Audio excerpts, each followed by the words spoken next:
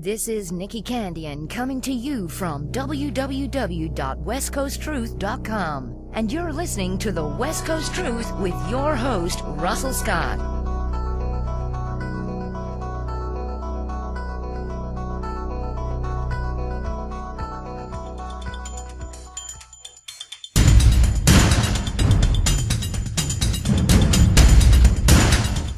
I have traveled the majestic oceans and have marveled at their mystery and wonder. But today, my curiosity has shown me something so remarkable, I must speak of it here and now. The Arby's fish sandwich is so delicious. It was rated #1 among 5 major fast food chains by Grubgrade.com. It can be captured with curly fries and a beverage for only $4. Or, if you so choose, 2 of these delectable sandwiches for only $4 as well. Fish are my life, but Arby's is now my destiny. The fish sandwich. Catch one today at Arby's. One of those round-the-clock, we never close, 24/7 types who doesn't get paid until the job gets done. The last thing you need is a truck that doesn't have the stones to bring home the bacon. No problem. Introducing the all-new 2011 Super Duty. Thanks to its all-new Ford-built Power Stroke diesel, you get it all. The most horsepower, the most torque, the most payload, the most towing, and the best fuel economy. It's payday. The all-new Super Duty.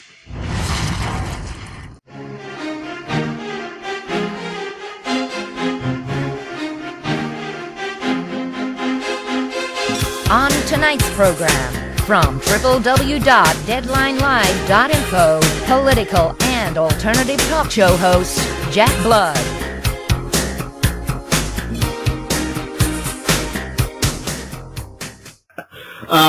We're here with Jack Blood. Jack Blood, thanks so much for being on the show. Russell, great to be with you in West Coast Truth. Awesome. Now, are you guys actually on the West Coast? This show is coming to you from Vancouver, British Columbia. Yeah. Very good. Where are you calling from, Jack? I'm out here in Austin, Texas, and the drought is over. It's rained at least twice here in the last couple of months, and it's weird that the drought comes at the same time the spraying comes, but we can go into that if you like. I grew up in Seattle, which is very close to Vancouver, and back in the day, you didn't need a passport, and there weren't a lot of bullies on the border, so we would go up to Vancouver all the time, and I don't know if I should say this on your show or not, but let's face it, the most beautiful strippers in the world are in Vancouver, and you can get cheap beer and cheap strippers all at the same time. That's not why we went there, though. Good beer and good strippers and the truth. But that's not true. The beer here is so expensive, man. But it's real beer. It is real beer. It's 5% beer, unlike American beer, which is not real beer. That's not even light beer here. Okay. That's extra light beer to the Canadians. So, Jack, you got into radio in Seattle. How did you get from Seattle to Austin doing what you're doing now? Yeah, I started in college radio, I guess like a lot of people, at University of Washington, KCMU. We used to go out on the road and get interviews. In fact, I've done some interviews in Vancouver with Nina Hagen and X and DOA, great rock bands up there. Mm-hmm. And we would go in and we would go on the trail and get this, kind of back room in the trailer cuts, and that would be edited into the shows. But KCMU, big in Seattle, it actually kind of broke what people know now as grunge. That's where it was first played over there. So I started there, and then years later, and I was a musician for many, many years, and I did radio interviews. I think one of the things that really scared me from doing radio was I was interviewing Exene Cervanka, and she just hated journalists so much that she wouldn't even talk to us. She would type on the typewriter the answers to the questions we would ask her. That scared me off for a long time. And then I answered an ad when I was living in New England, producers wanted, and the next thing I knew, about 2 years later, I was running the corporation and doing my own radio show and producing maybe 50 or 60 different radio shows. And it was 2001, just before 9/11, that I started Deadline Live, which was a political radio show. Before that, I'd done music shows and interviewed musicians and poets and philosophers and whatnot. And but just before 9/11, I must have felt something was coming because we started a political show called Deadline Live, and we did that for 10 years, just ended it here about 6 months ago, Russell. Yeah, I knew that you retired. I never retired. Rumors of my retirement have been greatly exaggerated, man. Jack, I was looking in the news today, and I know you're on top of all the current events.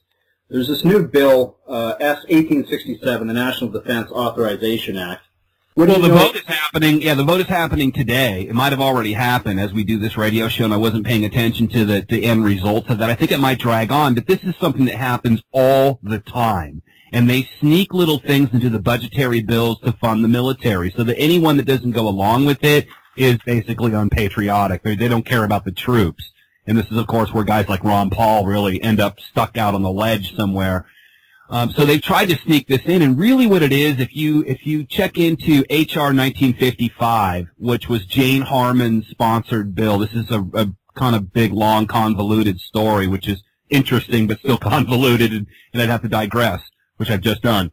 But this was a Get the Homegrown Terrorist Act, basically. It was the Homegrown Naturalist Terrorist Act. They tie it in with immigration, and this happened several years ago, and they tried, and that passed. H.R. 1955 passed. They tried to put it in 1959, Senate Bill 1959. It did not pass, and we held them off so that they can do the very things that they want to do now with putting this kind of, we're all terrorists thing into this budgetary bill. It's a budgetary bill, man. So guys that go against it are going to get hammered. And I just think it's a sign of the times, really, that it's come to light, that we actually know what is in a bill like this. Because years ago, we wouldn't even have known this. And the people, of course, are going to be against it. And anyone that votes for it is going to be the opposite of a patriot. And I think that's kind of part of the movement that we've been working in all these years. So I don't look at this as something that will pass. If it does pass, we've got to watch out, because the Patriot Act, 99% of the time, has been used for drug offenders to kick in people's doors and not for terrorism. So that's the myth that most of America will buy into, and you'll see on the stage at the Republican debates for the most part. And I just think people aren't buying into it. Now, Jane Harman, to kind of get into that story a little bit, sponsored H.R. 1955 because she was being blackmailed. She got caught on tape for the very thing she was advocating. She got caught on tape covering up for espionage and treason by Israel against the United States government. And the Bush administration and Alberto Gonzales used it against her, twisted her arm. This is how it works in Washington, folks, if you didn't know that. Blackmail, bribery, and extortion, okay? They buy votes, or if they can't, they'll find something on you.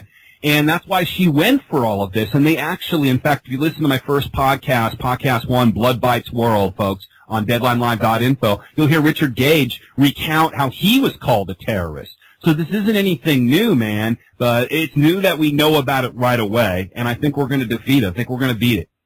Yeah, I listened to that interview. You guys talk about the 9/11 Truth Movement a lot in that video. Is the 9/11 Truth Movement still strong? Is it still growing? What's the state of the union, so to speak, for the 9/11 Truth Movement 10 years after the fact?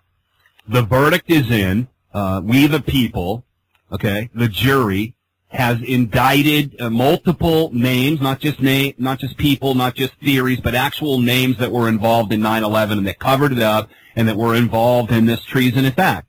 So the court of public opinion has ruled, and that means that 9/11 should go to the next level. And I think Richard Gage and everyone really knows this. They went and did this Occupy Building 7, and it was great. I was, 100% supportive of this. But, I think only maybe 50 people went to it. And there was all these people out on Occupy Wall Street. They didn't go. They didn't want to hang out there at Occupy Building 7. What's Building 7? Never heard of it. So the 9/11 Truth Movement has to go to a new level now, in the same way that Oklahoma City Truth had to go to a new level when 9/11 happened and kind of cancel it out. There's still a lot of bodies out there, a lot of people that were killed, children in Oklahoma City, and that was an inside job. So we don't forget about all of these. And, 1993 World Trade Center bomb. We all know, and look it up if you don't. It was an FBI sting operation, which are kind of the flavor du jour here on the Obama administration. They go in, they entrap some idiot at a mosque somewhere, no one will go for it, but they finally find someone who will, and that's the big terrorist they wave in front of our face every 2 or 3 days when they need ratings. But the 93 World Trade Center bombing was an inside job. It was admitted, and the FBI gave these patsies the bomb, a real bomb, when the patsies said, hey, don't give us a real bomb. It could hurt somebody. So we've got all of these things on the docket. The 9/11 Truth movement, if there is one, it needs to kind of graduate now and go to, after studies or something, and we need to get this into more of a let's get results. What's our doctrine here? What are our demands? And these things need to be organized like anything else. Well, the government will never, at any time, roll over and admit that, you know what, we were in on it, we've done it, we were fucking you all along.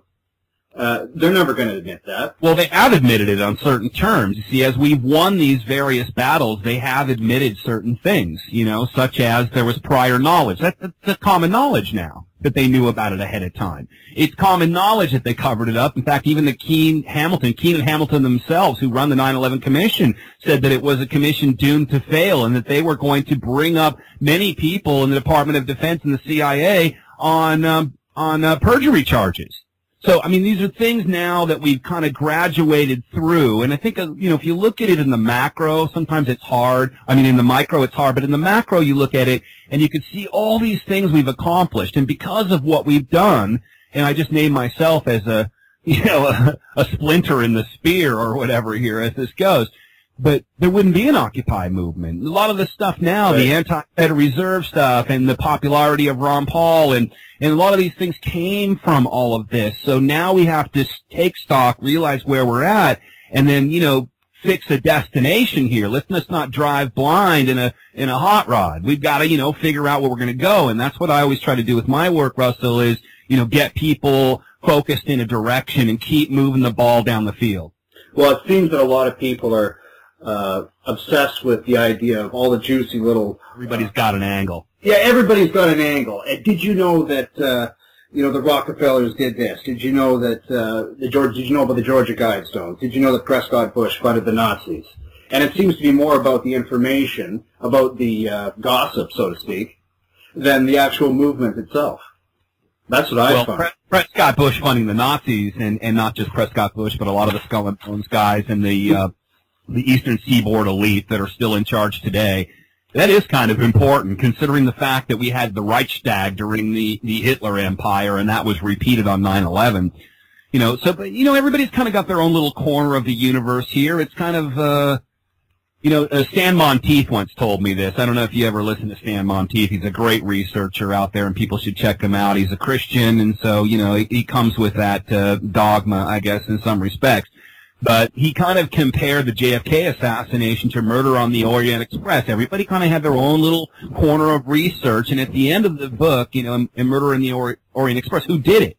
Right? Who did it? Who was the culprit? It was everyone. They all ganged up on him and got the guy in the end. That's what we found out, So, and I think 9/11, in a way, is kind of set up with a lot of red herrings to bring people in these directions. But look, it's real simple. It was an inside job. They did have prior knowledge. They did benefit from it. They did fix the results and try to cover it up. I mean, if you do that in any kind of a murder case, it's, you're the guilty party. We're going to hang your ass, So we've got those ducks in a row. Now people, more than ever, aren't going to believe in a false flag terror event. They're going to be more skeptical. And the government, in way of our work and using the cloud soap all these years, has cried wolf a number of times. So I think, we've really gotten what we wanted, but now what?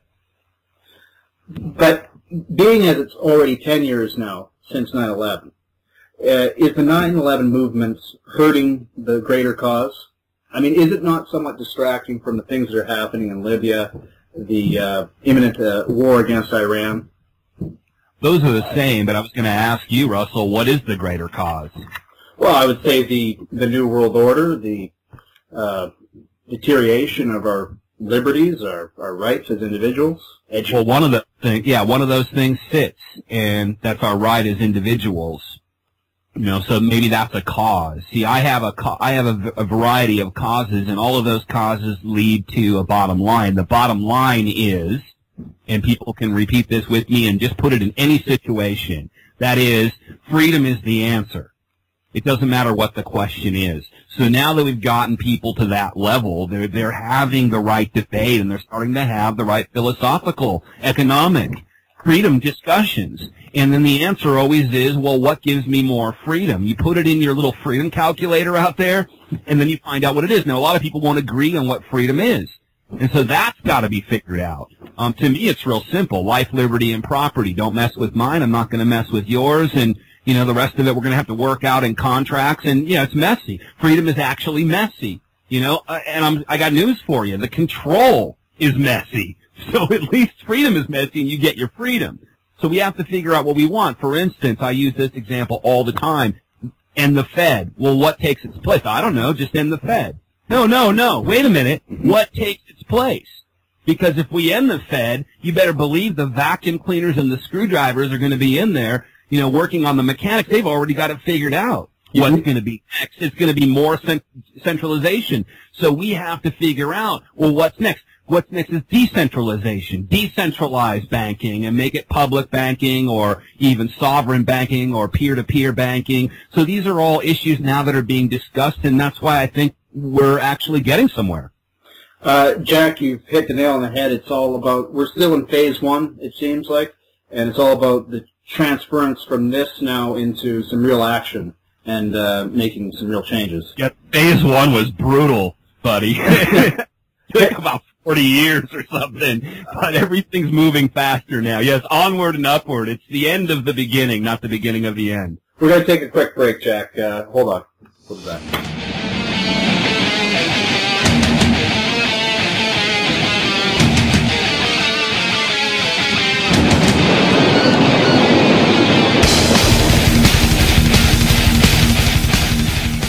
Hi, I'm Janie Lee Grace, and I want to tell you about the importance of essential fatty acids. Essential is the word, really. We're always hearing of the importance of the right balance of omega-3 and omega-6, and I reckon even if we're not vegetarians, even if we do eat fish, most of us couldn't eat enough oily fish to really provide us with the amount that we need.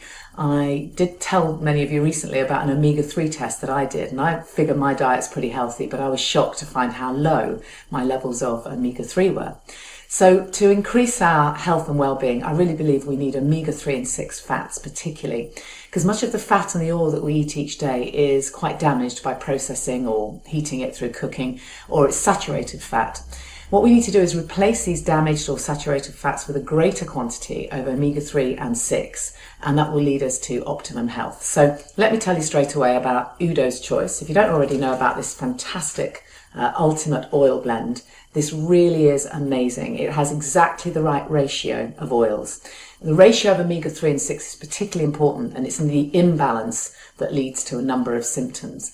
So what we need is what's in Udo's oil, which is a ratio of 2:1 omega-3 to 6. So that's 2:1 omega-3 to omega-6, and that brings the ratio in our bodies to more like 1:1. That's how it works when it hits our bodies, and that's the ideal optimum balance. We also need to eat fat to keep well and stay fit and lean, but it needs to be a good fat, good sources of fat.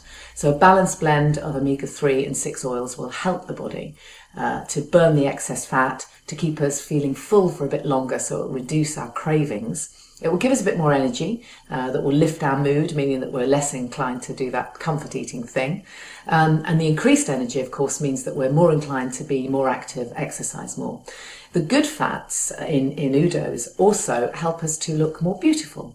That's the theory, because they moisturize the skin from the inside. They help the skin retain water. They lead to smoother and more beautiful skin. Many eczema sufferers have also found that Udo's oil is really useful in reducing their symptoms. You can buy this in capsules or by the bottle. What I do is I use a couple of tablespoons of this in a smoothie, and you really can't taste it once it's mixed in with the smoothie, but it does taste great, and you can also use it on salads or just add to food. You don't cook with it, but you can add it to anything after the event as you would any other oil. You'll find this in many health shops. You can also go to udoschoice.co.uk, and we also sell it at janisnaturalstore.com.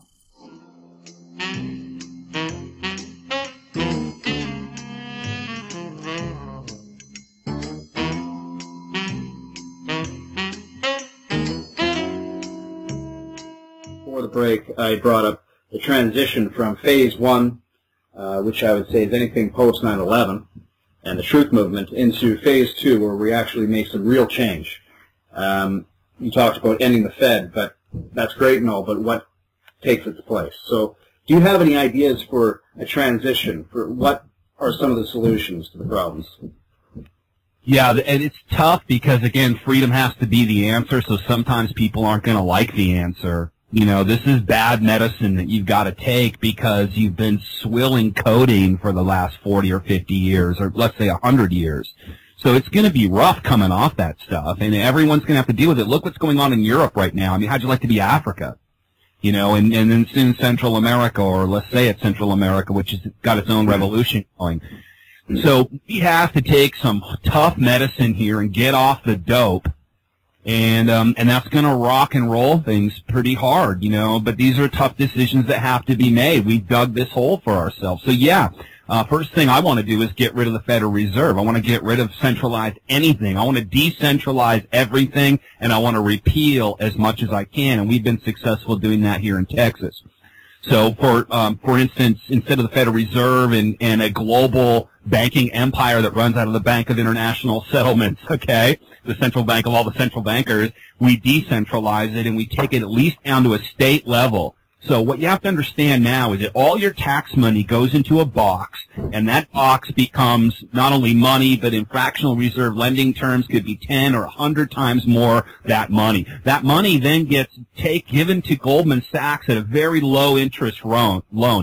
Goldman Sachs at a low interest loan. Just to, you know, take that for an example. It could be anybody. It could be a JP Morgan. It could be anybody. And they're just sitting and they're taking our money and they're rolling it into buying low because they've ruined the economy. They popped the bubble, and this is what they're all doing, like Soros and all the boys now. We just posted a thing that the Federal Reserve helped the banks, these certain investment banks on Wall Street, make, you know, $6 billion in the last few months. So they're taking our tax money and we're loaning it to them. Our governor here in Texas and our people in Texas loan it to an investment house. They use it to enrich themselves, and then they give it back to us, maybe. Maybe they don't give it back to us. We don't know that. So instead, if you roll that into public banking, and that public banking loans me money, that's your money, and we all keep the money in the community, at least then we can, you know, have a say on what happens to our money, have a say in what happens, where the interest comes from, and how this whole machine works.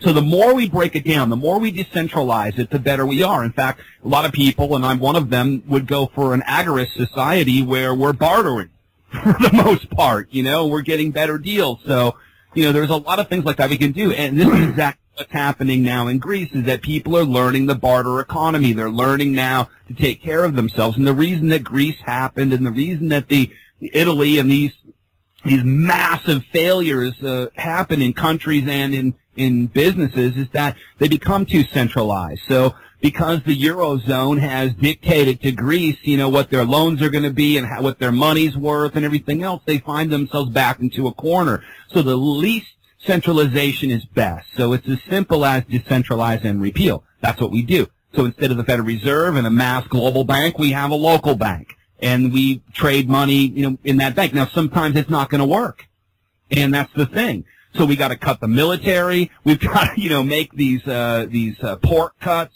We've got to cut out, you know, the lobbyist kickbacks and the slush funds, and we're going to find billions of dollars there everywhere. And we're just going to see how it goes. And it could not go so well for a while because, again, we dug ourselves a pretty big ditch.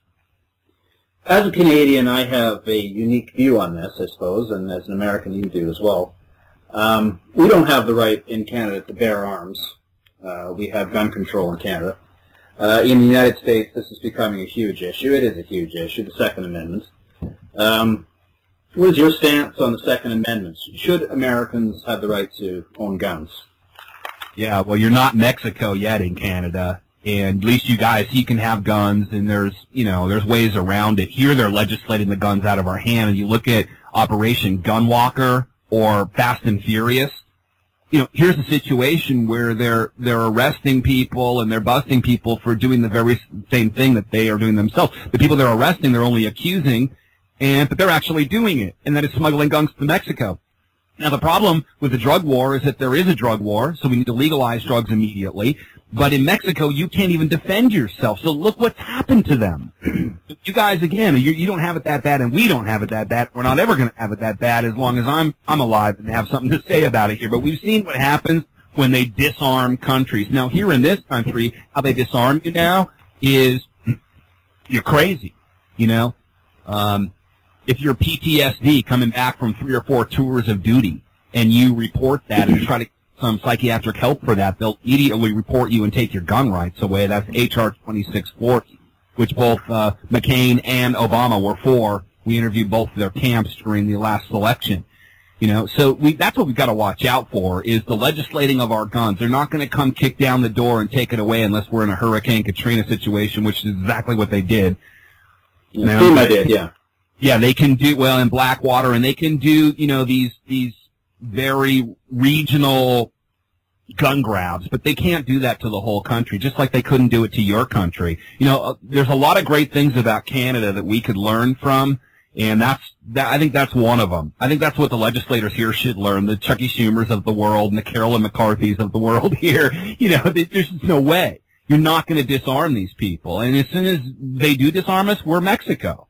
So, I mean, that should be a lesson to the people. I've seen now even radical progressives and liberals are really reconsidering their stance on arms. But you'll hear this is a very socialist mantra, and that is, I'm a socialist, I want to take all your guns. You know, I've heard Larry O'Donnell say that at MSNBC General Electric, and that confirms to everyone. He was bragging what a socialist he was, and to prove it, he said, I want to take all your guns. And you'll hear them say that all the time. But how has that worked out for socialist regimes like Stalin's Russia or Mao's China, et cetera, on down the line? So, look, they're not going to do it here in North America, and that's the one big missing piece, and that's something everybody should take very seriously. So let me ask you about the smart meters. Here in BC, we have BC Hydro. They're the power company, and they're Crown Corporation, so they're run by the government, essentially. And we have no ability to opt out of the smart meters here. Do you have the smart meter program rolling into Austin right now? Are you concerned about the smart meter program? It's rolling in, and we've got a pretty good group of people that are standing up against it. I think we're going to be all right, but you just never know. That's one of those things that's going to keep coming back and back. And I don't know how much research you've done on it, Russell, but we've done enough to know that they're almost as dangerous radioactively as a cell tower. So, you know, my concern is more about the surveillance of your house. There's control. Yeah, there's control issues, but even just on the most simple level, like the naked scanners in the airports, I mean, they could hurt you.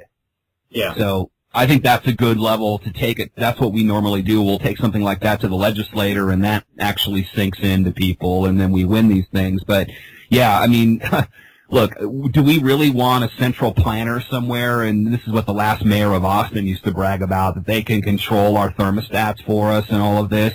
Really? I mean, is that where we're at? And then that people would accept that and think that there isn't really any control and that's all a conspiracy theory. You know, I mean, look, I had to get up in front of the state capitol here and talk about how we wanted this anti-groping bill to go through at the airports with the TSA. The fact that I would even have to get up and say something like that, it's insane. That I would even have to get up and defend our children and our women and our mothers and grandmothers from being groped by some pervert at the TSA, and we've caught them multiple times. You know, they're child pornographers. No, they're doing it for your security. They're not doing it. If there's one kiddie porn guy at the TSA, that's enough, okay? And so the fact that you even have to get up and stop this stuff, it's almost insane when you think about it. But hey, man, that's what we got to do. If we don't, who's going to do it? Is the Occupy movement still happening down in Austin? It's dead here. Yeah, it's been dead really for quite some time. It's a few indigenous people here in Austin that, you know, are at a soup line and have a place to camp, and it's really been dead almost from the beginning. It's right next to City Hall, so we've gone in there a bunch of times with a huge crew of people to go sit in at City Hall meetings and vote, and they don't join us on that, by the way. No, it didn't last very long here, and it's cold, and I understand, you know, that this might be a temporal thing. We might be looking at an American spring, Russell, is what I think most of the experts are saying, and it's probably going to be bigger and badder than this whole Occupy movement to the 100th power. It's going to be really ferocious, and, you know, there is going to be a real Kent State moment, not just kids getting sprayed by pepper spray or whatever. We've heard some pretty horrible stories about police brutality here during this whole Occupy string, but in the springtime it's going to get a lot worse when it gets a little warmer. What's funny is that Mayor Villagrosa, as I call him, the mayor of Los Angeles, just gave the people of Occupy in Los Angeles their walking papers, and that order came from on top. And I've had experiences with the mayor of Los Angeles before, and he is an Obama-man right down to the core. I mean, he gets down on his hind legs and pants and tries to get scraps off that Obama table, man, and that order came right from Obama. But Obama was supporting the movement.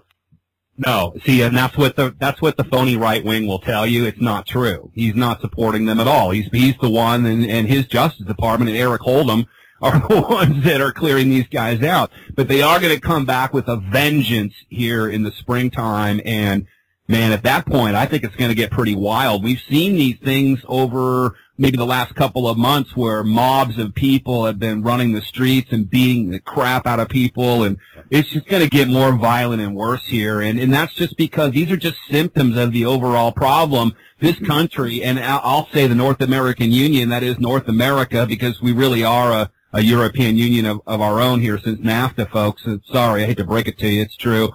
We've got some big problems coming our way, and I think those of us out here who know the truth and have cooler heads are going to have to prevail and go in and occupy the Occupy and help these people, get straight on the tracks, because a lot of them are just lost. And they're taking their direction from George Soros or somebody, and if they just had someone else to listen to, I think it helps. I really do. But their movement is our movement, and I look forward to an Occupy movement just as soon as we can get one. Well, if Occupy doesn't work, and you're kind of telling me that it hasn't worked, and certainly not in Austin, I'm not sure I see another protest on the level of Occupy happening anytime soon. Certainly I don't think the powers that be will allow it to form. Well, we'll see. I mean, just because it's vacated here in Austin doesn't mean that the entire movement hasn't worked. It's had an effect. It definitely has had an effect. Look, I want Americans to know whether they're little, Rastafarians or something going to an Occupy movement, or they're, ma and pa, in polo shirts going to a Tea Party movement. I just want them to know about too big to fail. We need to stop this. We need to understand we can't build these things too big to fail, and we've got to put some mechanism in place to stop it. Otherwise, we're all going to be ruined, and this is the evil of globalization. So people are getting that lesson, Russell, and so it hasn't been a failure. But there are elements within the Occupy movement, just as there are elements within the Tea Party movement that you cannot trust, that don't have our best interest at heart. So again, freedom is the answer. What's the question? The United States has curfews in Philadelphia, Albany, Sacramento. A lot of people are saying that this Occupy movement... Nice side effect from the Occupy movement. Well, perhaps they allowed it to happen. So, problem, reaction, solution. All of a sudden you have curfews sprouting out throughout the United States. Well, it's pretty much true. No, it's pretty much true. The origins of the Occupy movement came from the people that roll out the Hegelian dialectic, as you just said. So well, it came from Vancouver, Adbusters. George Soros, you mean? Well, the Occupy movement was started with Adbusters. That is Adbusters. But, Well, I didn't know that. Yeah, and the thing is that, look, this is our Achilles heel. Is as free people, as truth seekers, is that we're not going to stab somebody in the back. I hope not. You're not supposed to do that, folks. That we're good people and we're not going to murder little kids in the street. So that's kind of our weakness. Their weakness is that they have this imperial hubris, okay? This ego, that they can always think they can do more than they can. So while everything may not be a conspiracy, they'll grab a hold of things, and there is a conspiracy there, or there's a cabal, behind that curtain. But their hubris is always what cuts them down. And look, man, they are behind. The Real ID Act was supposed to go through in 2006? It didn't. The Free Trade Area of the Americas, which is the unionization of the entire Western Hemisphere, South America, Central America, North America. They're behind on that, and that is David Rockefeller's life's work, man. I mean, that's why I think that the attacks in Africa, the straightening out going on in Africa for humanitarian reasons, of course, are going to come, and people of Brazil and the holdouts in Venezuela, Cuba certainly. These people are going to they're going to be the Muammar Gaddafis of our hemisphere, because David Rockefeller wants that free trade area of the Americas. So there's a lot of things they have done in a Hegelian aspect that just haven't happened for them because, again, that's their Achilles heel. They go too far. They think they can do too much. They think they have all this control, and they really don't. We have the control. We're the bottom of the pyramid. We're holding up the top of the pyramid, and the people have just begun to know that. I'm sure that at some point when they were launching the Internet, and I was involved in the first aspects of the Internet, man, and there were these discussions. Well, should we let the people have the Internet? We can tell them everything to believe. We can sell them all this stuff. I mean, here are all the plus sides, but on the other side, they can talk to each other, and, you know, but then they'll be isolated. No one will talk to each other because they're all on their little computers, you know. So they're having this discussion. I'd love to have been the fly on the wall while this was happening, and finally somebody said, well, we can control it all, so let them have the Internet so we can control them some more, you know. And look how that's turned out. So again, you know, we're not ruthless baby killers, you know, that eat human veal, and they are full of hubris and think that they can win everything. So here we meet in the middle of this road somewhere. Jack, let's take a break. We'll be back in 2 minutes. Well, sometimes I go out by myself as I look across the water,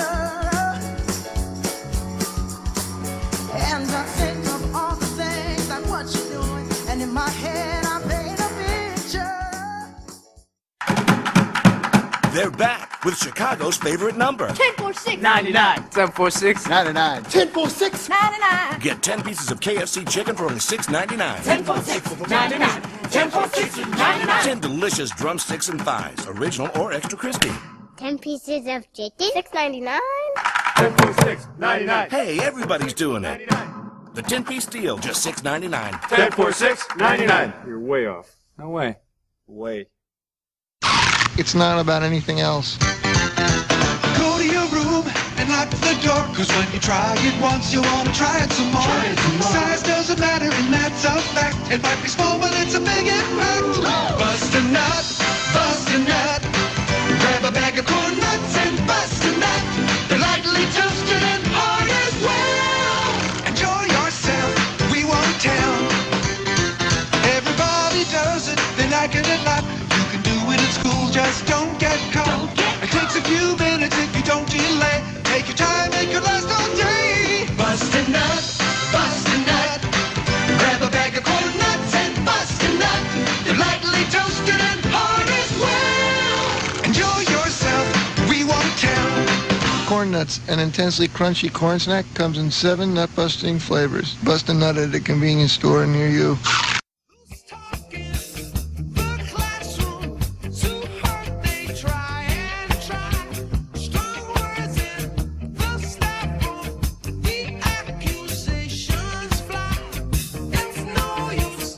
Jack Flood. We were talking during the break, and the question I had for Jack was, what is, or who are, the New World Order? Yeah, they actually have names. You know, we can trace them almost to the very, very top of the capstone in the pyramid. The New World Order, this is kind of a misnomer, because first of all, this is a term that's been used for over almost 100 years, and it's not new. There's actually a newer world order that you'll hear people call for, but the New World Order is something that you would hear the president of China say, or the prime minister or the president of Russia, or the president of France, or the prime minister of England, as well as the most recent president, alleged president of the United States. This is something that ties absolutely everybody together, and it has been the Fabian socialist dream, or call it the Illuminati dream, because it goes back that far and even farther. In fact, it goes back to Rome and Greece, and this urge to have an empire and rule the world that has really existed since man could realize there was something outside his own backyard. But in the Fabian socialist era, and this is what most of the people, like the Rhodes Scholars, you know, all the people in academia, most of the people in the elite, they're all Fabian socialists, right? And they call it the Great Work. In fact, that's what FDR called it, the Great Work. And that was simply to unite the world in one way or another, through conflict, through rejoicing, through UFOs, through a massive laboratory plague, you know, whatever it's going to be, through terrorism, whatever the boogeyman, whatever it takes, to unite the world under one government. As Zbigniew Brzezinski said in his book, Between Two Ages, the future will be a technotronic era controlled by a few elites, unrestrained by traditional values. And that is what they've all worked for. That's what the roundtable groups work for, the CFR, the Royal Institute of International Affairs, the Club of Rome. But before we get to that point, we've got to have one more big one. This is the big one that's going to supersede the United Nations in the way that the United Nations superseded the League of Nations. And the big one will be, just as Orwell predicted, Oceania versus Eurasia. And that's what they're setting us up for now, and I'd just like people not to buy into that, not to go for it, not to pay for it, not to go fight for it, not to take orders from it. And so we're not there yet, but economically, sure. They've got us. We're a one world government. And you can see that now with the economic turmoil going on and how it ripples across, various sovereign states and different economies. The various regions, the regional governments, whether it be the American Union, the European Union, the Asian Union, the African Union, which, by the way, they just took back from Gaddafi as Goldman Sachs took all his money. It's gold, yeah. Yeah, this is just the playoffs. They've got to get to the championship game, and there's going to be a winner, and then there's going to be one world government, and that's how they planned it, and they're patient, and they're way behind. And who's in the final? They're going to keep going. Like I said, it's Eurasia versus Oceania. Oceania is Europe and the West here, and Eurasia is basically Russia and China, Indochina. So, they're going to pit those two against each other. It's going to be such a nasty thing, whether it's just economic fallout or it's instability or, again, I've read documents from the Rockefeller Institute saying it's 666 years since the Black Plague in 2012, and, they're talking about the various particulars of how we're going to all get this geese flu for real this time, and how they're going to get us all and keep us all in control and quarantine us. They've got these plans, Plan B, Plan A, Plan C, but the great work is to unite the entire world under one government that they can control for our safety, for our protection, for peace, for all of this, and then there'll be a global army, just like NATO now, that goes and punishes people that don't take orders. So that's what they really want, and they've had it in the past, but now we've got technology, and that's why we are the last generation to fight in this technotronic era, as Brzezinski called it. We're the first generation to be hooked together by ones and zeros. We absolutely have to pay attention to what's going on now, or I really believe we've doomed every generation coming after us to this nightmare. How do we fight the New World Order? They have the guns. Yeah, brick at a time. Everybody picks something. We've got people here in Austin, Texas that fight against fluoride. We've got people that fight against the TSA. We've got, and by fight I mean go into City Hall, go hassle these people, get on the news, pick an issue and run with it. And it's just as simple as, again, as G. Edward Griffin always told me, and I think he's totally right about this, decentralize and repeal. It's individualism versus collectivism. And if you take the individualist route, it is going to be a little harder, and especially at first, but the payoffs will be there, and you'll be able to give that to your children. What a gift to give to your children, to unplug them from this horrible matrix. And that's really what's at stake here. And for those people that don't have children, maybe one, or maybe, it's just for yourself, and you're selfish, and you just want to do it for yourself. I don't care. But Jack, it's considered to be inappropriate. It's considered to be inappropriate to talk to kids about politics, especially conspiracy.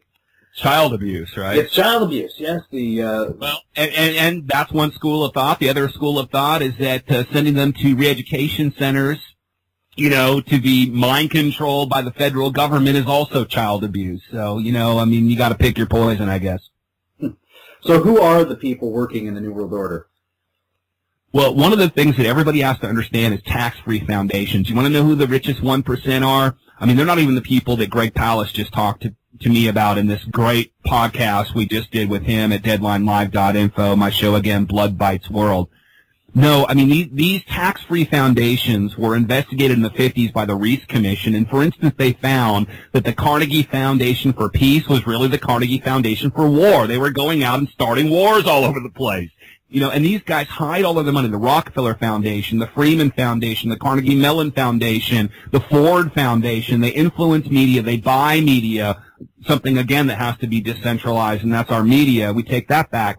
So we get into these tax-free foundations, and we find that, well, maybe Bill Gates or Carlos Slim aren't the richest people in the world, that these people are, and that is people like Queen Beatrix and some of the black nobility in Europe. I mean, you begin to investigate some of that stuff, and it just blows your socks off. And you can find these people, and these are the people that didn't quit sacrificing children. These are the people that have carried on the traditions of their ancestors, the nobility, and they still believe they have that right over people. As Henry Kissinger, who's now, I guess, Herman Cain's advisor, as well as everybody else. Obama, Herman Cain, Mitt Romney. If he's not taking your call, you want him to if you're president or you're running for president, unless you're Ron Paul.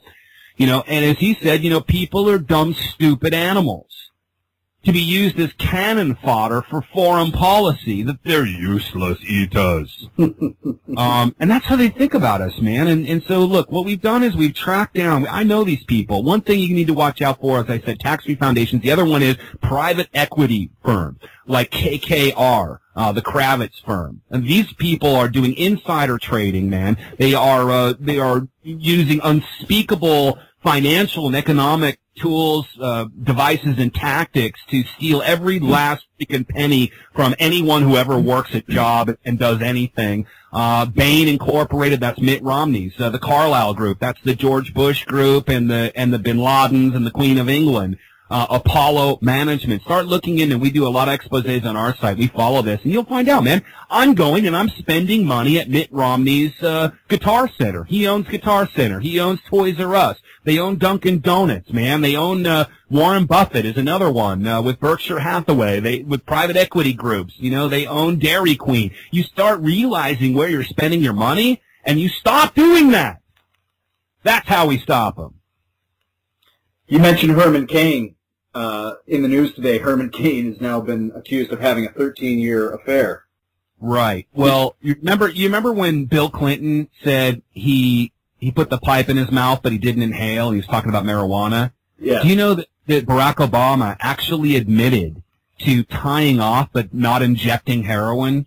So this is, I guess, the bar is getting lower and lower and lower. I mean, you look into some of the deeds of McCain, who was the nominee last time. Some of these guys, man, I mean, they are the slimiest, the worst, baby-stabbing pieces of crap you've ever heard of. And so it doesn't surprise me. What surprises me, I guess, a little bit now, again, in the selection process, is that these scandals are actually making these guys more popular. You know, that's the thing. They're going to get more votes from it somehow. And I guess, hey, man, it's the rock and roll generation is voting now. So having a few affairs on your wife. Look at Newt Gingrich, man. He dumped his wife like John Edwards, dumped his wife while she had cancer and went and sued her while she's in the hospital and ran off with his secretary, you know? I mean, are these, like, moral examples? Man, most of the time when you talk about these people on the news, I gotta, like, cover my boy's ears so he can't hear the news anymore, you know? I mean, that's how bad it is. So, hey, man, I would like somebody who's hey, this is the thing. Thomas Jefferson said this. Sometimes it's said that a man cannot be trusted with the government of himself. Can he then be trusted with the government of others? See, these people can't even be trusted to govern themselves. They certainly can't be trusted to govern me. And that's for sure. But that's what's going to happen. And you're going to get, in fact, I asked Greg Palast this. We just did this great interview with BBC investigative reporter, old school, Bogart, Philip Marlowe, Gumshoe. And I always ask him who's going to win the election. In 2004, he said fear would win the election. And I think he was right about that. I can't remember if I asked him in 2008, but I just asked him again. He said Nixon. I said, who will win the election? He said Nixon. You know? Obama Nixon or Mitt Nixon, you know. So get ready for that, and I'll tell you right now, it's going to be Obama. If it's not, I think it's Obama, yeah, for sure. Assassinate him first, you know, and maybe Hillary Clinton will go in or something. But they got their bases covered. And, you know, the revolution has got their beaks wet a little bit, and they're lapping up some Ron Paul. So go out there and support Ron Paul. Get him the primary in Iowa. Get him the primary in New Hampshire. You know, give these guys a run for their money, and then we'll find out. We'll hear more about Iran-Contra during our debate, which I don't mind hearing about. I like that.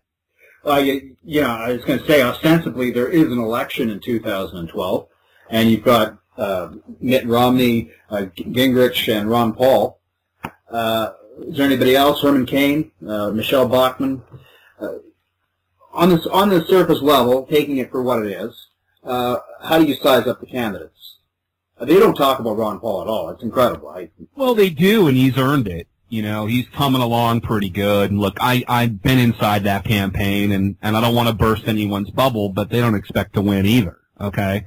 This is their message. They're getting their message out, and it's been really effective because now you hear these guys at least blowing wind about the Federal Reserve and bringing our troops home and stuff. And I hear you might go libertarian. Yeah. Well, I don't know, man. Okay. Look, it's going to be Obama. There is no way they'll let Ron Paul through. Now, again, I say that knowing, as I said earlier, their Achilles' heels that they can control everything, and I don't think they can. So, you know, maybe this could happen. Maybe if everyone got behind him and he started winning a few things, it could be the proverbial snowball rolling down the hill. So it's not impossible, but, you know, Ron Paul knows and they know that that's not going to be the issue. It's going to be, you know, Romney versus Obamney, and you know, they'll both be saying the same thing. The debates won't be worth two shits, and, you know, we're going to get Obama again, or Obamney. It won't matter. But at least people will wake up. And there's nothing bad about having a guy in for another 4 years that's just a proverbial F-up, and that's going to stick his foot in the mouth and, you know, go off the teleprompter and have people lose even more faith in government. It's probably not a bad thing, and maybe that's what has to happen. I've learned one thing over the years, Russell. We're right where we're supposed to be. I've had LaRouche back on this show. I'm going to have Anton Shaykin on the show next week. And their big thing is the impeachment of Obama.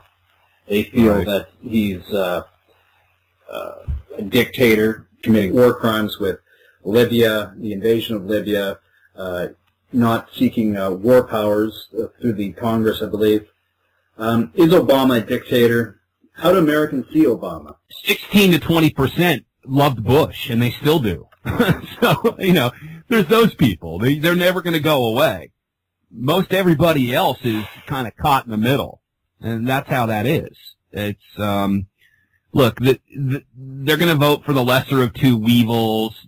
They don't really have a choice. They don't really care. They still, a lot of people still believe that Obama is suffering from what Bush did, and he is cousins with Bush. If people didn't know that, it's something you can look up and that they fully admit. Meanwhile, Obama's building more bunkers than even Cheney did in the White House. He knows something that I guess we don't here. But, you know, look, we've got to get out of the paradigm. Everybody's looking for a new paradigm until we realize that paradigms are dangerous and we need no paradigms. We got a long way to go. And I'm out here. I'm a voice in the wilderness. I'll always be a little bit ahead of that curve, and I just have to be. But that's the light. That's the light at the end of the tunnel that we've got to follow and quit being mind controlled from one little thing to the other. And that's what people are, man. So you only need, look, only half the people in America vote that can vote. So only 100 million people vote, 50 million people for each guy. You know, you really only need about 20 or 30 million people. You can buy those people, and they're dumbasses. So you can, you know, you can just see the process repeating itself over and over again. But, man, there ain't going to be a country. There ain't going to be an economy. There ain't going to be a dollar. There ain't going to be a border. You know, there isn't going to be a constitution. All these things are coming if you keep going on this same path. So it's time to, you know, it's really time to go off the beaten path, take the road less traveled, and make things happen like that. People aren't going to go for change. They're not going to go for these slogans, man. You got to come up with a real thing. You got to be real. You got to. Hey, I've just talked about this with my friend over here. You gotta be real. People will spot it a mile away. So be yourselves out there and, you know, c'est la vie, live life. C'est la vie, live it. You know, live it. Go outside, live life, and you'll appreciate it more and you'll fight for it more. But these guys are gonna keep having their way. We got a long way to go still, and I hope people are ready to bail water. We'll be back with the last segment for a final segment with Jack Blood. 2 minutes. 4, 3, 2, 1. Earth below us, drifting, falling, floating, weightless, calling, calling home.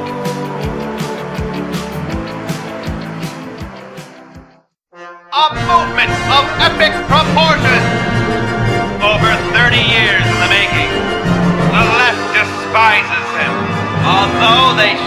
lot of common ground.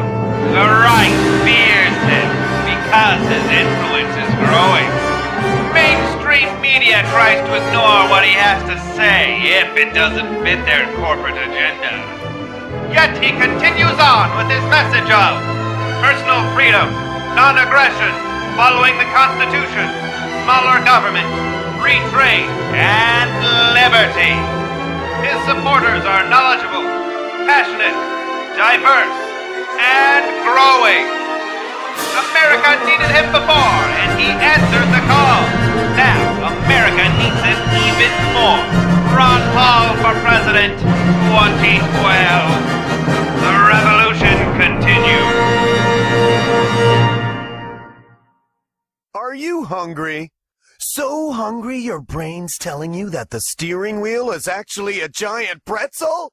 Sounds like you need some real food real quick. The brand new Subway snack menu has scrumptious toasties, tasty meatballs, and new yummy nachos from just 89 pence. See?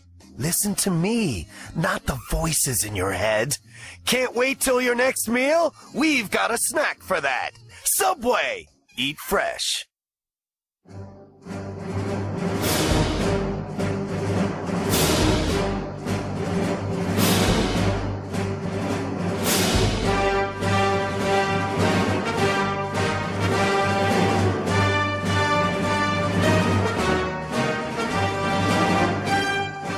We're back with Jack Blood. Jack, you've been in radio for, what, 10 years now?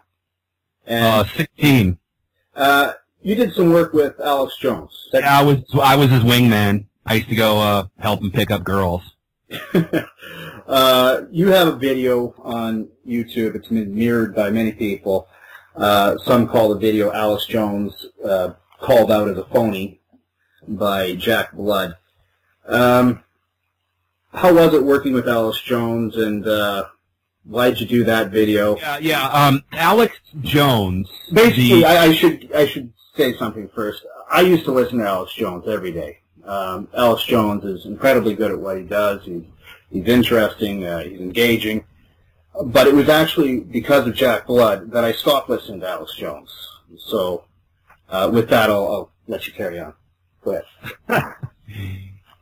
And now I'm on your show. I know that's going to play well with the conspiracy theorists out there. There's no conspiracy at all. They all think we're COINTELPRO and that we're working for MK Ultra. Look, this is a mind disease, and Alex Jones has a little cult that he likes to keep going. It costs him about $100,000 a month to buy radio stations and to keep this big operation going, and I'll let him have it. What do I look?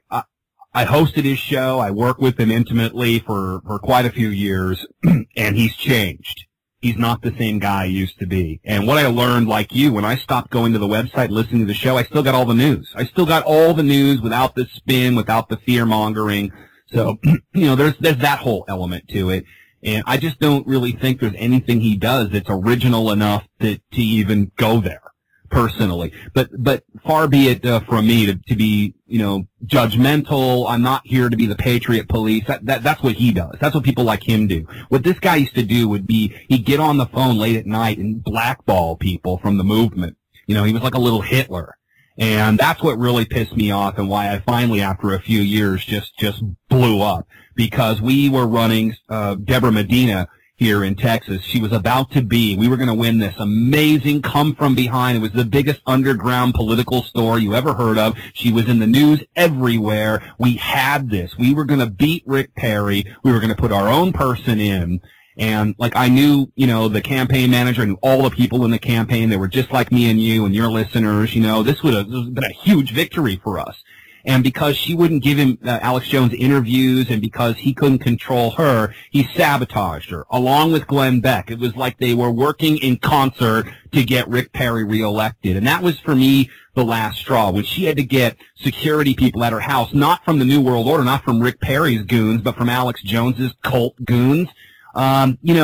That was the final straw for me, and in many ways that's come back to haunt me. I wish I hadn't have done it. I know people think that, I'm some, jealous ninny or something talking about stuff like this, but I want people to know the truth. I want to spare them from what happened to me and what's happened to so many people out there. That the guy is absolutely 100% fake. And like a lot of the fake people out there, like the elites, he goes to bed every night thinking he's going to save the world, and he probably believes half the bullshit that he says, But the fact is, and I agree with Burke on this, that the quote, the urge to save the world is almost always a false front to control it. And there's a great movie out there called Land of the Blind, which kind of goes into that. The resistance finally wins, and they're worse fascists than the people that they replace. And that's the kind of guy that Alex Jones is. So you've got to be careful. It's the same thing about centralizing into the mainstream media. You don't want to centralize into the alternative media. And what happens is people give, him all their money and everything, and they've just built up this huge Frankenstein. And so, no, you don't need him. I mean, get off, unplug from that, folks, and go to my site, or don't go to my site. Go to Mike Rivero's site, or David Icke's site, or go to intelhub.com or activistpost.com, or these great sites out there that will... Or www.westcoasttruth.com. Yeah. That's right. That will still get you the news, and you won't, you'll get it in an objective manner. That's what I've always tried to do. I look at everything that comes in. Somebody asked me the other day, I'm going to start a radio show. How should I do it? And I said, the first thing you got to do is realize that almost every news story has some element of propaganda, and you've got to weed that out for your people, and that's what will make you useful. Well, no, a guy like Alex Jones doesn't do that. He adds it on with extra whipped cream and cherries and nuts, and he's just like how he eats, man. Just a big glutton, and that's what he is. And he's like Jabba the Hutt, man. He can't get enough of this, and so the more you feed this monster, the bigger he's going to grow, and the more power he's going to want. Hey, listen, you can't be a hypocrite. So if you're out there and you're preaching decentralization, then you can't be the one that's all central. And that's what he's taken for himself, and he's hurt a lot of good people along the way. His stealing people's videos and taking all the money from them, and putting people's back to the wall, and these little backroom negotiations that he has for people's books and videos. It's just sick, This is exactly what I'm against. And so it came down to that. It came down to some personal issues. I don't like to be told what to do, how to wear my hair, and what clothes to wear, and who are my friends. And so, I'm just not into that. And so when you get to, it's like everything else. Let me tell you this real quick. It's like everything else I've ever found as a truth seeker. When I went to the churches and I got up to the ultimate pinnacle in the back room of the church, I found out they were saying, hey man, what do we got to say in order to get that new parking lot? How do we got to scare and I heard this for myself, So everything I've ever done and I've ever searched for, I've found that this is the all-important thing. People are people wherever you go. So you get into a truth movement, you get into an activist movement, you get into revolution. Man, there are going to be people like landmines everywhere, ready to stab you in the back, ready to take what's yours, ready to, step on you to get up that ladder. And I hate to demoralize people, really, by saying that, but that's the truth. And we got to be adults about this and wake up. So, all I'm trying to do is I'm not part of any of that. I got secular friends. I'm an old punk rock guy. I'm just trying to sift through this media, make it somewhat palatable for people like me. I'm not trying to be Michael Jackson or anything like Alex Jones or somebody. I'm just trying to be like Mudhoney. I'm just trying to be like Sonic Youth. I'm just trying to be like Big Black or Charles Bukowski, or, you know what I mean? And I have my own little niche, my own little corner, and that's all I do. And I don't begrudge anyone else their style or their information or what they do until they go out and they become a wrecker. I once heard Alex Jones make this speech called, The Wrecker, and it was a great speech, how these people would go out and wreck everything. And he really is that. He is exactly that. So anyone, and he's just one example. There's so many of them out there. He's the biggest game in town. I mean, he's the top in the one little conspiracy news corner, but there's a whole big world out there, folks. And look, they're going to take a look at a guy like that and immediately be repelled away from it. So don't stick to that. Don't get caught in that. David Icke once told me, and he wrote this in his book, Alice in Wonderland and the World Trade Center Disaster. It's the first 9/11 book out there that had investigative reporting in it, right? And he said, you know, this is the problem with patriots, is they'll go into a camp, they'll climb up a hill, and they'll stop at a camp, and they'll get all comfortable, and they'll sit and they'll fight for that camp. They won't walk a little farther to go see there's another camp, and there's another camp, and there's another camp. So you got to stay on the journey here, folks. You have to, and you got to be, you know, loyal to the people around you. And that's really what sunk me, man, is that I'm a loyal friend. I'm a loyal person, and when it comes down to my friends and it comes down to what I really believe in, I got to not be a hypocrite. And even if that costs me money, it cost me my career, like 10 different careers, okay? I could tell you horror stories of my music career, my business career, you know, my college career. It always ended up costing me, but, you know, I just want to be somebody that didn't sell out. You know, that's the first rule of punk rock. I didn't want to sell out. I didn't want to be a hypocrite. So say what you want about me. I've tried as hard as I can, being human, to be that person, and I'm working more on it every day. Fuck InfoWars and go to www.deadlinelive.info. Yeah, you'll get part of the story there. And look, I mean, you'll get it on Drudge Report. That's the other thing about guys like an Alex Jones. Hey, Drudge had Alex Jones's link up there this morning. You know why they buy it, okay? If you and I start immediately tomorrow paying $5 to $10 to $20 a month to Drudge, we're going to get our stories linked there too. So you're telling me that Alex Jones is paying for his radio time? Oh, yeah. And is paying that Drudge to put his ad. Knows this, man. Buying ads on Rush Limbaugh, the money that you donate, the money you give to a guy like that goes right into the pockets of a Matt Drudge or a Rush Limbaugh. That's the truth, man. Look into it. And who are they working for? It goes right back up the pyramid, right? Yeah, we could bounce that yo-yo around a little bit or throw the frisbee, but I can tell you one thing, that, you know, the little work that we do and that the friends that I've worked with, some of them have been around for a long time now. You know, guys like G. Edward Griffin, you know, they're not making a lot of money. They're just barely able to make a film and put out their information. They're just barely able to put, you know, a little bread on the table and still keep the work going. And those are the people you want to support. Like I said earlier, man, you know, how do you vote? You vote with your wallet. You vote with your money. And you support the things with your life force, with the money that you've made, with the things you've accrued that you can barter or whatever, and you do that, and you support the things that are going to most reflect your own lifestyle, and let's say freedom in general, and find out what that means. And then you're going to see the whole world change. People aren't going to be shopping at Walmart or Guitar Center or Toys R Us or Dunkin' Donuts or Dairy Queen or whatever. You know, they're going to go out and they're going to support things that are freedom-oriented and people that are freedom-oriented, not hypocrites and liars. And the whole thing changes from that. So that might be, you talked earlier about the second stage, that might be the second stage. Jack, tell us about your website and all the different things you're doing right now.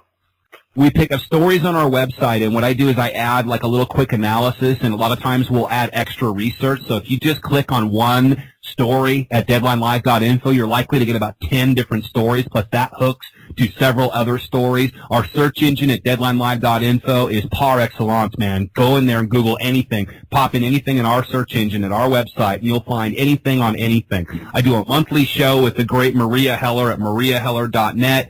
Called Blood and Guts every month. I do a weekly podcast, which I'm hoping really that we're breaking new ground with that. And I'm also on Facebook and Twitter, so people can always find me over there as well. Jack, thanks very much for being on the West Coast Truth and solving all of the world's problems with me. I look forward to being with you again. You're a great interviewer. I can tell you have an open mind. That's what it takes. So, hey, man, stay bold and mighty forces will come to your aid. Jack Blood, I appreciate it. Thanks a lot, man.